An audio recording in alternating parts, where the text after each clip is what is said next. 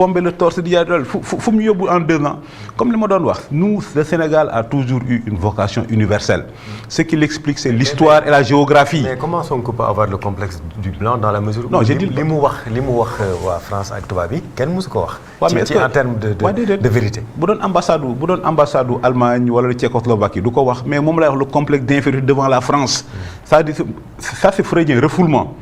ñoom ils se sentent inférieurs par rapport aux blancs mënuñ ko nangu c'est pourquoi ils le refoulent le refoulement chez Freud mooy gis benn affaire mais mënoon nangu affaire tu le refoules dans ton inconscient.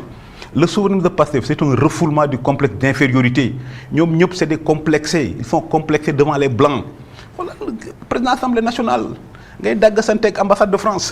bu doon ambassade de Turquie wala ambassade des États wala ambassade d'Allemagne wala ambassade d'Autriche. du ko def moom laay wax. c'est le refoulement du complexe d'infériorité devant les blancs et l'acceptation du complexe d'infériorité devant les arabes. xool Ousmane Sonko bi mu fi nekkee ban dëkk la jëloon Émirats arabes unis lan ma Émirats arabes unis ban importance Émirats arabes unis am ba finalement ñu bëgg ko teg ñu bëgg ko teg au pinacle il faut que ñuy jiite xam. ñiy jiite réew mi ñu nekk à la tête de notre pays le temps que ñu nekk à la tête de notre pays ñu xam ban dëkk lañ jiite c'est le Sénégal nous sommes un grand pays c'est le pays de Senghor c'est le pays de Ablaye Wade voilà la grandeur mais notre président de l'Assemblée nationale di daggasanteeg ambassade day jox import ambassade bi. oui question politique mooy rencontre Macky Sall Diomaye Faye am na ay relents politique bokk na li ngay firndeel Chérif li mu la wax léegi au lendemain Sonko tam génn na. donc lan la ñuy xaar politiquement ci rapprochement ñaar ñi Diomaye ak Macky. non li ñu ciy xaar politiquement mooy que comme je dis maintenant Bassirou Diomaye Faye le président de la Bassirou Diomaye Faye devient le directeur de campagne de Macky Sall pour l'ONU et puis avec un directeur de campagne comme ça on attend de lui la stratégie pour que Macky Sall gagne. Vous pensez que le stagiaire pourra assurer ça comme vous le dites souvent? Waaw le stagiaire mais le stagiaire commence à trouver la raison. Le stagiaire qui devient le directeur de campagne de l'ancien président de la République. Mais le stagiaire est bien entouré. Le stagiaire est bien entouré par de très grands diplomates que je salue au passage. Et ces grands diplomates-là aujourd'hui sont très heureux de ce qui s'arrive parce que personne ne pouvait comprendre situation ridicule du Sénégal nekkoon que kii xam ne diplomate yi comme je dis les diplomates là ils trépignaient d'impatience ils n'attendaient que le feu vert de Diomaye pour lancer la machine maintenant que le feu vert a été donné maintenant nos diplomates vont faire le boulot donc le directeur de campagne au moins il est bien entouré c'est pourquoi je parle de recentrage diplomatique et c'est pourquoi on doit être fier de nos militaires et on doit être fier de nos diplomates xam nga ñi bi ñuy door a ñëw les stagiaires là ils voulaient se rapprocher de l'AES yaa ngi fàttaliku donc dañ doon wax est-ce que Sénégal na bokk l'AES et ça ce sont les diplomates qui ont fait un travail remarquable. loolu c'était pas prononcé. mais bi ñu fi wax je vais pas trahir un secret bi ñuy door a ñëw amoon nañ benn réunion au ministère des Affaires étrangères où il y avait Ngagne Demba Touré et l'ancien truc de Amnesty International là Sané. Il parlait de panafricanisme de gauche. Quand on parle de panafricanisme de gauche ça veut dire on songe à l'AES. Donc c'était entre l'AES et la CEDEAO. Heureusement que nos diplomates, avec efficacité et discrétion... Mais qu'est-ce que Ngagne Demba Touré faisait là-bas? Non, c'est montrer le ridicule. Tu regroupes les diplomates sénégalais, des gens qui ont 30 ans d'expérience. Tu as un Ngagne Demba Touré qui n'a pas fini ses études pour qu'il leur donne les grandes orientations de la diplomatie sénégalaise. Amna qui xam nañ dara na vérifier au niveau mais bien sûr aux affaires étrangères. Heureusement, comme je dis, les diplomates là ont une grande qualité. Ils règlent leurs problèmes sans faire de bruit.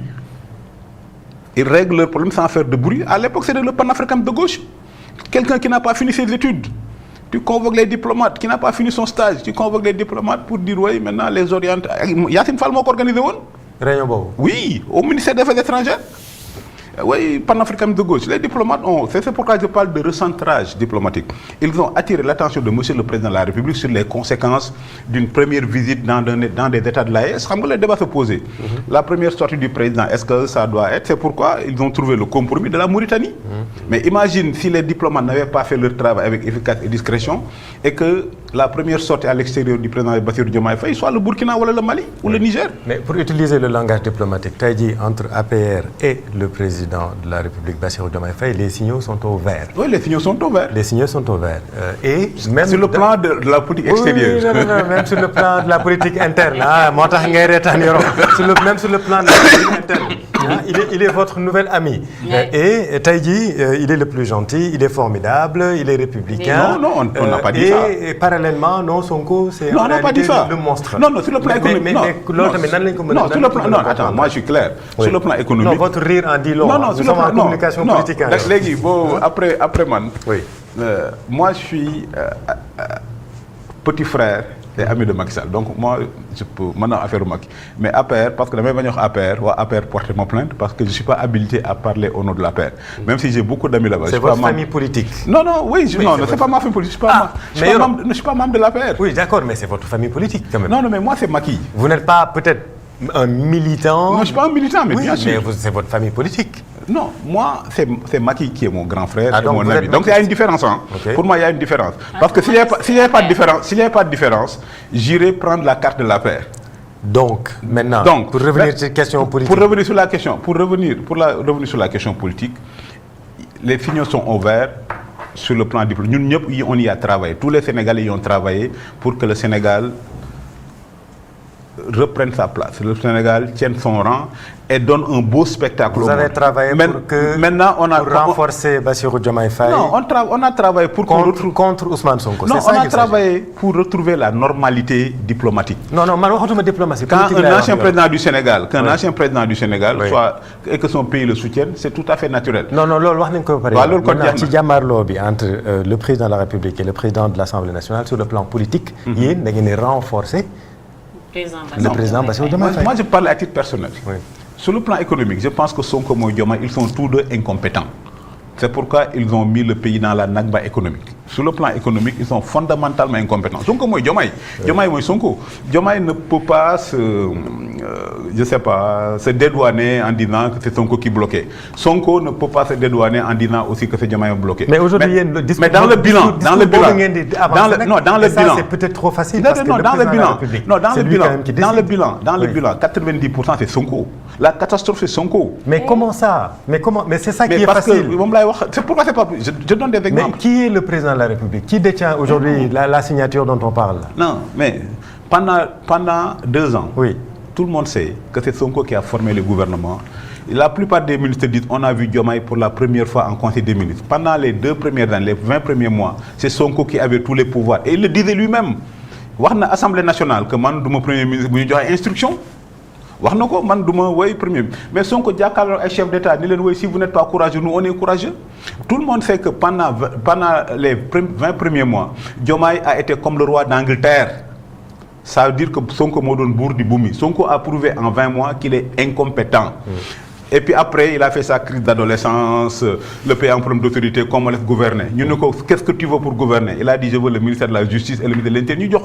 Et il a confirmé qu'il est incompétent. Chérif, les faits sont des faits. Nous sommes des journalistes. Oui. Le problème économique du Sénégal est parti de ce que j'appelle le Diola économique. Le 26 septembre, le Diola a un naufrage. Sonko, sa déclaration, quand il disait les chiffres sont faux, d'être caché, c'était un 26 septembre. Et c'est ça le Diola économique, c'est ça qui a coulé le pays jusqu'à présent. Donc il a 90% de responsabilité dans ce qui nous arrive aujourd'hui. On peut pas, j'entends bien que le président de la République, au début en tout cas, était là sans lui faire offense pour inaugurer les chrysanthèmes comme on dit, mais quand même, c'est lui le président de la République. C'est-à-dire aujourd'hui, en réalité, le problème du Sénégal, c'est que Ousmane Sonko, c'est pas ça. Déjà vous, est-ce que tout a été rose dans votre gestion? Non, on ne peut pas le dire. Après, il y a eu un président de la République, le Premier ministre qui est le Premier ministre qu'il est. Est-ce que on doit faire croire aux Sénégalais que le seul problème en réalité c'est Sonko? Est-ce que ça aussi c'est une honnêteté républicaine? On n'est pas dans le simplisme. Oui. Ils sont tous deux incompétents. Diomaye a été incompétent en le laissant détruire le pays pendant 2 ans sans rien faire. Sonko a été incompétent en étant une sorte de demolition man. C'est pourquoi je dis demolition man. Et c'est quoi demolition man? Quand il était dans l'opposition, l'insurrection, il veut détruire l'exception sénégalaise. Demolition man sur le plan économique, quand il dit les chiffres sont faux, demolition man quand à l'Assemblée nationale il crée un chaos institutionnel. Maintenant, le président de la République... Mais est-ce que les chiffres étaient vrais? Mais bien sûr, madame. Comment? Mais lui-même a dit que c'était vrai. Comment? Mais lui-même a dit que quand je parlais en tant qu'homme politique. L'aveu est la mère des preuves. Sonko. Okay. Il a dit que oui, quand je parlais... Mais... Demolition man. tey boobu Sonko mooy Diomaye mooy Sonko. d'accord fondamentalement incompétent. dafa mel ni actuellement Sonko nekkatul Diomaye mais Diomaye mooy Macky. non sur le plan économique Sonko mooy Diomaye mooy Sonko. Plan économique et plan politique c'est quoi la différence? Non, ils sont tous deux incompétents. C'est-à-dire qu'ils sont tous responsables. Maintenant, c'est dans la responsabilité que chacun est plus responsable que l'autre. Diomaye n'a pas dit que les chiffres sont faux. Celui qui a dit que les chiffres sont faux et celui qui a dit que l'État du Sénégal est un État faussaire et qui a fait que tous les partenaires, les investisseurs sont partis et il a mis le chaos économique, il est plus responsable que tout le monde. Mais on ne dédouane personne. Ils sont tous deux incompétents. Mais il n'est que directeur campagne Macky. Oui, mais ça c'est sur la politique extérieure. Ok. Mais au moins sur cette question-là, il est bien entouré par nos diplomates. Voilà. Yoro Dia ak ay punchline am bii pas indiwul Moussaïlima indiwoo ko mais bon Demolition Man ak. mais Moussaïlima Demolition Man la. en tout cas oustaz mi tontu nañ la de. gis naa ko ñoom ñëpp mobiliser nañ tontu la bu baax a baax. gis naa ko.